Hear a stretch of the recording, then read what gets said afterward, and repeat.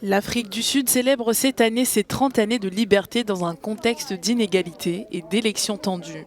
Il y a 30 ans, des millions de Sud-Africains se rendaient aux urnes pour voter lors des premières élections démocratiques du pays, après des années de domination de la minorité blanche qui a privé la communauté noire du pays de ce droit fondamental. Je n'ai pas dormi de la nuit. J'étais excitée parce que nous allions voter. Je savais que Mandela allait prendre le pouvoir après les votes et que nous allions obtenir notre liberté.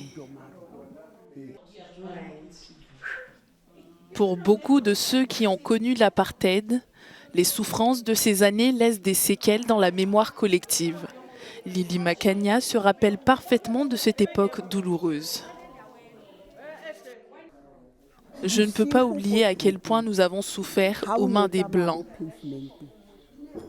Dans la ville, la nuit, il y avait des motards blancs qui agressaient brutalement une personne noire s'ils la voyaient marcher sur un trottoir.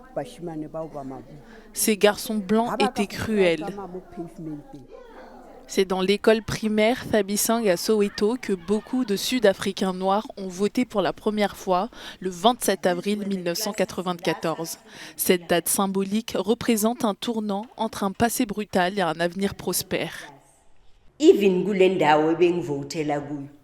Même dans l'école où j'ai voté, il y a eu beaucoup de changements.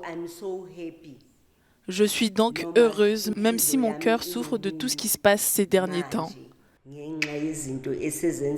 Mais je suis tellement heureuse et enthousiaste. Cela me ramène en arrière. Rien qu'en pensant à 1994, les maisons des Noirs étaient pleines d'enthousiasme.